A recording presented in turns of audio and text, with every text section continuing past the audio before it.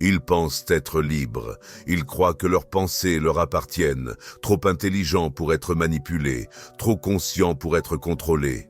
Mais c'est là la première illusion. Machiavel en sourirait, car le véritable contrôle n'a pas l'apparence du contrôle. Il ne clame pas haut et fort, il murmure, il ne force pas, il oriente. Le pouvoir ne s'impose pas toujours dans le fracas. Parfois, il arrive dans le silence, dans le bon timing, dans la présence, dans une suggestion si discrète qu'elle semble être de l'intuition. Et c'est ça la vraie intelligence. On ne domine pas l'esprit par la force, on le fait en comprenant ce qu'il craint de perdre. Puis, on devient la solution, le protecteur, la voix intérieure. Et quand ils agissent, ils diront que c'était leur idée, leur choix, leur instinct. Pourtant, chaque étape a été construite par vous. Machiavel disait, « Les hommes ne sont pas poussés par l'amour de la vérité, mais par la peur de perdre le contrôle. » Si vous saisissez ce qu'ils redoutent, vous n'avez pas besoin de les combattre. Il suffit d'orienter leurs décisions. Ce n'est pas de la persuasion, c'est de l'architecture psychologique. Cela ne chaîne pas les gens, ça les libère à l'intérieur d'une structure que vous avez conçue. Et voici la règle numéro 1. Laissez-les croire qu'ils sont libres, parce que personne ne résiste à ce qu'ils pensent avoir choisi. Le contrôle ne commence pas par la pression, il commence par l'illusion, pas l'illusion de la force, mais celle de la liberté. Parce que les chaînes les plus dangereuses sont celles qui sont enveloppées de choix. Machiavel ne donnait pas d'ordre, il offrait des options. Il ne poussait pas la main, il façonnait le chemin. Vous voulez que quelqu'un vous suive, ne poussez pas, concevez. Proposez 2 ou 3 choix, encadrez-les soigneusement pour que chaque porte mène à votre résultat. Ils se sentiront puissants, intelligents, maîtres de la situation. Mais ils emprunteront un chemin que vous avez construit. Ce n'est pas de la persuasion, c'est de l'ingénierie des croyances. Vous ne dites pas « j'ai besoin que vous soyez d'accord ». Vous demandez « préférez-vous agir maintenant ou attendre et perdre de l'élan ?» Et voilà qu'ils se sentent décisifs, mais les murs autour de cette décision, c'est vous qui les avez bâtis. Une fois qu'ils croient que l'idée vient d'eux, ils la défendront, la justifieront, ils la protégeront des autres et du doute. Voilà le génie. Parce que quand quelqu'un s'approprie une idée, il se bat pour la faire vivre. Machiavel le savait. Le contrôle le plus puissant est invisible. Dès qu'ils sentent qu'il n'y a aucune résistance, ils vous laissent entrer. Pas besoin de dominer, il suffit de façonner l'illusion d'autonomie. Laissez-les choisir, laissez-les parler, laissez-les se déplacer librement dans un système que vous avez déjà cartographié. C'est la règle numéro 1. Ne prenez pas le contrôle, concevez-le. Détendez-vous et laissez-les appeler ça liberté. Ce ne sont pas les faits qui façonnent les esprits, ce sont les cadres qui le font, car les gens ne suivent pas la voie la plus précise. Ils suivent celui qui définit le jeu en premier. Machiavel le savait. Il ne discutait pas des faits, il posait le cadre bien avant que les faits ne soient énoncés. Voici la 2e règle du contrôle. Ne combattez pas l'histoire, cadrez-la d'abord. Vous n'entrez pas dans une pièce en énumérant des raisons. Vous entrez et dites, étant donné l'évolution des choses, il n'y a qu'un seul mouvement intelligent à faire. Le cadre est ainsi posé. Tout désaccord paraît être une résistance au progrès. Ils ne remettent pas simplement votre idée en cause, ils contestent la direction que vous avez déjà rendue inévitable. C'est le piège, non pas par la logique, mais par le positionnement. Approfondissons cela. Si vous demandez « Comment pouvons-nous résoudre cela ?» Vous avez déjà dit qu'il y a un problème. Si vous dites « c'est une occasion rare », vous venez de redéfinir ce même problème comme un potentiel. Les mots ne sont pas neutres, ce sont des outils d'orientation.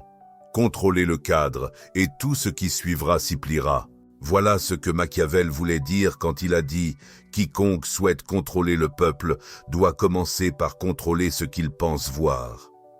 Alors, voici la marche à suivre. N'attendez pas d'expliquer. Commencez par poser le cadre. Parce que si quelqu'un d'autre le fait avant vous, vous ne débattez plus des idées, vous êtes pris au piège dans leur histoire, engagés dans une bataille selon leurs règles. Fixez le ton, fixez le rythme, fixez le champ de bataille. C'est la règle 2. Posez le cadre avant de prononcer un seul fait.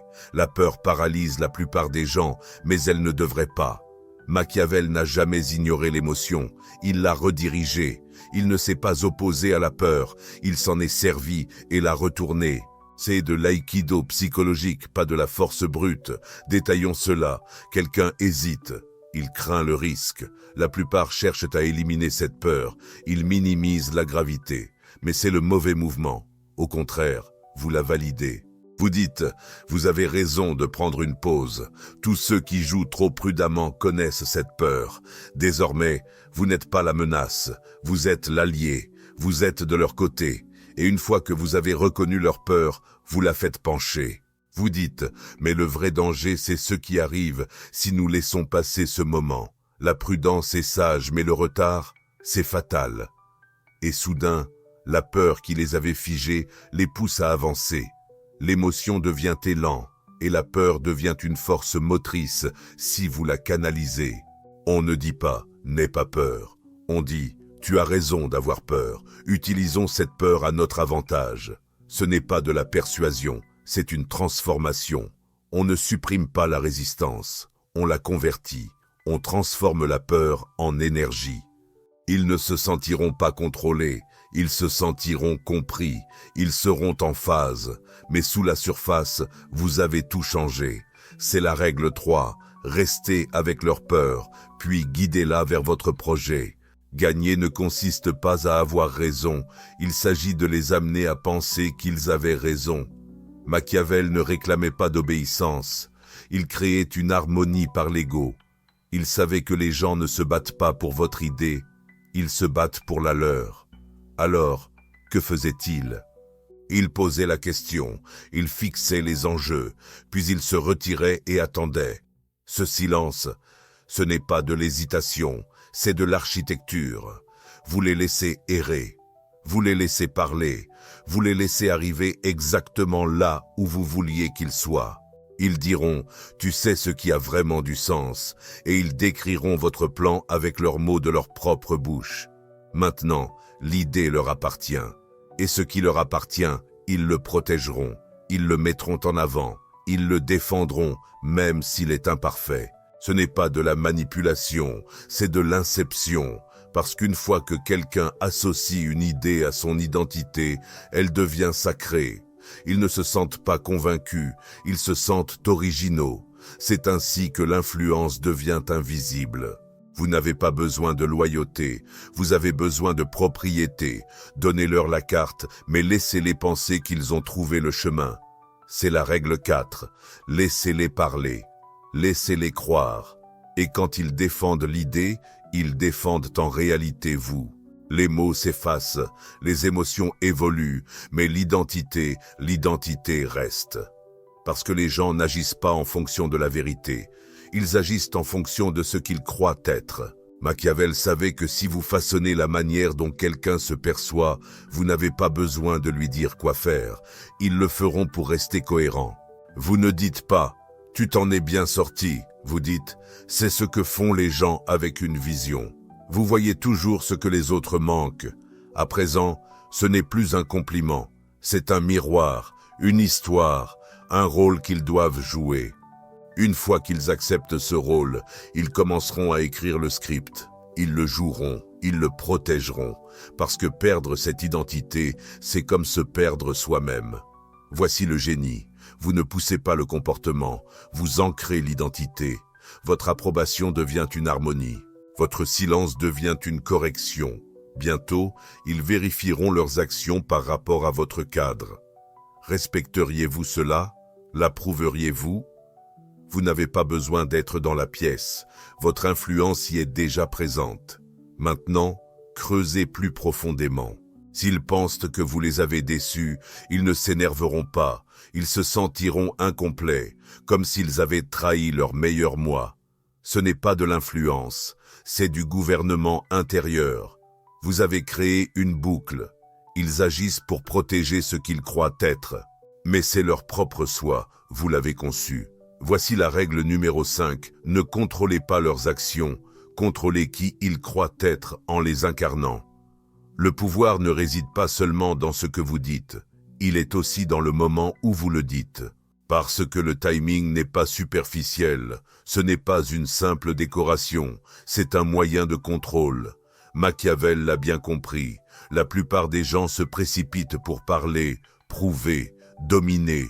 Mais les puissants, eux, ralentissent, observent. Ils laissent le silence faire la première coupe. Et quand l'atmosphère devient incertaine, ils parlent. Précis, lent, définitif. C'est le rythme. Et celui qui le contrôle la perception. Vous entrez dans une négociation. Vous ne parlez pas en premier. Vous attendez. Laissez-les remplir l'espace. Laissez-les se dévoiler. Vous restez immobile, car dans chaque groupe, celui qui pose le tempo pose les conditions. Les gens ne choisissent pas la meilleure idée, ils choisissent celle qui arrive au bon moment.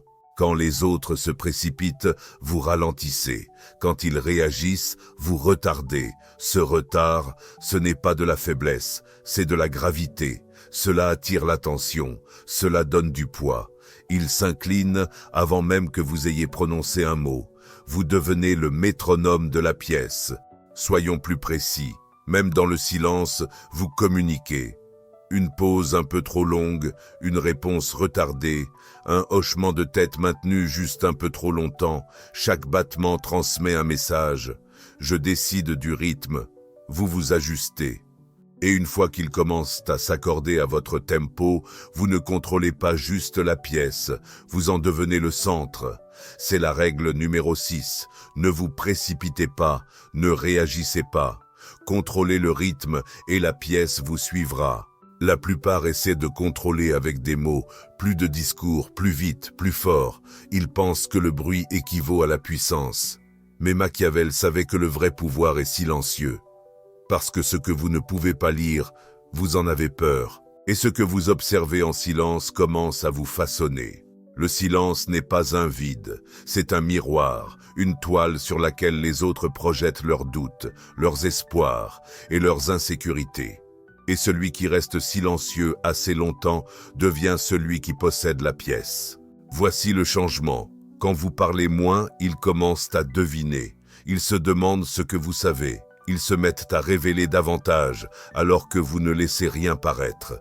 Votre immobilité devient pression, votre regard un poids, votre posture une composition. Ce n'est pas passif, c'est délibéré. Vous ne répondez pas immédiatement, vous laissez l'espace accumuler la tension. Vous dites « revenons à ça plus tard » et ils y penseront toute la nuit. À présent, vous n'êtes plus simplement présent, vous êtes inévitable. Et ils sont juste autour de vous. Ils se justifient face à votre silence. Ils cherchent votre approbation même quand vous ne dites rien. Voici un pouvoir plus profond. Il existe deux types de silence, celui qui invite et celui qui intimide. Vous voulez les deux. Utilisez le silence pour écouter afin qu'il s'ouvre. Utilisez le silence pour tenir votre position afin qu'il se déballe. Quand on vous insulte, ne réagissez pas. Retirez-vous. Laissez-les résonner dans le vide. Ce vide devient une punition. Leur propre esprit devient la conséquence. Voilà comment on dirige une pièce. Sans élever la voix, sans lever la main, vous ralentissez le rythme. Vous façonnez l'énergie, et avant qu'ils ne parlent, ils scrutent votre expression. Voici la règle 7. Ne cherchez pas le pouvoir dans le bruit. Créez le pouvoir dans le silence. Et regardez les gravités autour de votre immobilité. La plupart des gens protègent leur réputation, la défendent, la polissent, et vivent enfermés dedans. Mais Machiavel, lui, la portait comme un masque. Pas pour se défendre, mais pour disparaître. Parce qu'une fois que les gens croient vous connaître, ils arrêtent de regarder de près. Ils disent « il ne ferait jamais ça ». Elle n'est pas comme ça. Et c'est précisément à ce moment-là que vous agissez. La réputation devient camouflage, pas vérité, un piège. Jouez le modeste, le prudent, le loyal. Laissez-les se sentir en sécurité avec cette version de vous. Puis, changez. Faites un mouvement brusque quand ils s'y attendent le moins. Le choc ne va pas seulement les heurter, il va briser leur certitude. Parce que plus ils croyaient à votre masque, plus ils se perdent quand vous le brisez. C'est l'asymétrie psychologique. Ils vous jugent mal parce que vous leur avez donné la permission de le faire. Et voilà la suite. Ne construisez pas une seule version. Créez-en plusieurs. Pour certains, vous êtes le visionnaire, pour d'autres l'auditeur, pour quelques-uns l'inoffensif. Maintenant, personne ne détient la carte complète. Personne ne voit le schéma total. Donc, si un mouvement échoue, vous revenez à un autre rôle. Ce n'est pas mentir, c'est diffuser. Cela vous garde fluide, intouchable. La réputation vous permet de tester les limites sans déclencher d'alarme. Vous dites « je ne devrais probablement pas dire ça », puis vous lâchez la vérité comme un couteau. Ils l'excusent, ils disent « eh bien, ce n'est pas comme lui ». Parfait. Voici la règle 8. Laisse-les te qualifier, laisse-les baisser leur garde, puis agis pendant qu'ils s'accrochent encore à leur masque. Machiavel n'a jamais cherché à gagner la foule. Il visait celui qui pouvait la mobiliser pour lui. Il ne gaspillait pas son énergie. Il utilisait l'effet de levier, parce que le véritable pouvoir ne consiste pas à toucher tout le monde. Il s'agit de placement. Dans chaque groupe, il y a un centre de gravité. Une voix à laquelle les autres résonnent, une personne en qui ils ont confiance. Trouve cette personne non pour l'impressionner, mais pour la rediriger. Tu observes, tu écoutes, tu apprends leur rythme. Ensuite, tu le reflètes discrètement, avec précision. Tu leur fais sentir qu'ils sont vus, pas loués, mais compris. C'est à ce moment que le changement se produit. Ils se détendent, ils s'ouvrent, parce qu'à présent tu n'es pas une menace, tu es un reflet, et les reflets sont rassurants. Voici comment agir, tu ne leur dis pas quoi dire, tu insères l'idée dans leur ton, dans leur langage, dans leur vision du monde, puis tu recules. Ils l'expriment pensant que c'est la leur. Maintenant, le groupe écoute, aucune résistance, aucun soupçon, parce que le message vient de quelqu'un en qui ils ont déjà confiance. Mais la source, c'était toi. C'est ainsi que tu fais bouger des groupes entiers sans leur parler. Tu bouges un, le bon, et les autres suivent l'écho. C'est la règle numéro 9, ne poursuis pas la foule. Influence l'influenceur, façonne la voix en qui ils ont confiance, et toutes les oreilles se tourneront vers toi. Tout contrôle ne vient pas de la force, une part vient de la familiarité. Parce que ce qui semble familier paraît sûr. Machiavel savait que quand tu parais parfait, les gens se préparent à la trahison. Mais quand tu montres une petite faille, ils se détendent. Ce n'est pas une vraie vulnérabilité, c'est stratégique. C'est de la gestion de confiance. Tu dis, honnêtement, j'ai aussi eu du mal avec ça. Il m'a fallu des années pour apprendre à m'en sortir. Et maintenant, tu n'es plus au-dessus d'eux. Tu es à leur côté. Ils cessent de se défendre. Ils commencent à se sentir concernés. Ils te laissent entrer. C'est la clé. Parce que quand l'émotion ouvre la porte, l'esprit suit. Tu ne partages pas trop. Tu révèles juste assez. Un défaut, une erreur, un moment de doute, mais tu l'encadres comme une croissance, pas comme une faiblesse. Tu ne dis pas « j'ai échoué », tu dis « j'ai appris ». Cette différence réécrit la dynamique du pouvoir. Maintenant, ta voix ne semble plus être une autorité, elle ressemble à un souvenir. Ils commencent à se voir en toi, et une fois qu'ils le font, ils te suivent. Pas parce que tu les as convaincus, mais parce que tu les as reflétés. Tu es devenu la version d'eux qu'ils veulent devenir, et une fois qu'ils ressentent cette harmonie, ils cessent de résister. C'est la règle numéro 10. Désarme-les. Pas avec la force, mais avec une maîtrise familière. Laissez-les entrevoir leur lutte dans votre passé, puis guidez-les vers votre vision. Les gens croient agir par logique, mais la plupart suivent une histoire qu'ils se racontent sur qui ils sont, ce qu'ils ont surmonté et où ils vont. Machiavel savait que si vous voulez influencer leurs prochains gestes, il ne faut pas de nouveaux ordres, il faut réécrire le passé. Vous dites que vous avez toujours vu au-delà du bruit. Ah, ce mouvement à l'époque, ce n'était pas de la chance, c'était de la clarté. Maintenant, vous avez remodelé leur mémoire et l'élan qui en découle, parce que quand les gens se sentent en accord avec leur histoire, ils la défendront, même si elle est fausse. Même si cela fait mal, ils iront à l'encontre de la raison juste pour rester fidèles à leur rôle. Voilà le pouvoir. Vous ne contestez pas leurs croyances, vous redéfinissez leur identité, vous dites que vous n'avez pas attendu la dernière fois, vous avez agi, vous avez fait confiance à votre intuition. C'est le même moment qui se présente à nouveau. Maintenant, vous ne les poussez pas vers l'avant, vous les ramenez chez eux. C'est la stratégie, parce que les gens ne résistent pas à ce qui confirme qui ils croient être, ils l'acceptent. Et si vous faites ce choix identitaire, vous choisissez leur comportement. Cela fonctionne aussi pour les groupes. Vous dites « Nous avons toujours été ceux qui s'adaptent, qui anticipent, qui mènent. » Et soudain, votre nouvelle idée paraît un retour à nos racines, pas un changement radical. Vous avez transformé le risque en mémoire et la mémoire en destin. C'est la règle 11. Si vous voulez contrôler ce qu'ils font ensuite, maîtrisez l'histoire de ce qui a précédé. Pas de flatterie, les compliments s'oublient, les louanges sont faciles. Mais l'identité, elle reste. Machiavel ne distribuait pas d'approbation, il attribuait des rôles. Il savait que les gens n'agissent pas pour des récompenses, ils agissent pour protéger leur propre image. Vous ne dites pas que vous êtes intelligent, vous dites que vous êtes celui qui perçoit toujours ce que les autres manquent. Vous ne dites pas « merci pour votre aide », vous dites « vous êtes la personne en qui j'ai confiance quand tout est incertain ». Ce n'est pas de la flatterie, c'est du positionnement. Maintenant, ils n'agissent pas seulement, ils maintiennent une image d'eux-mêmes, celle que vous avez semée. Et une fois qu'ils incarnent publiquement cette identité, ils sont pris au piège. Parce qu'en y renonçant, ils se trahiraient eux-mêmes. C'est le piège. Ils ne vous défendront pas par loyauté.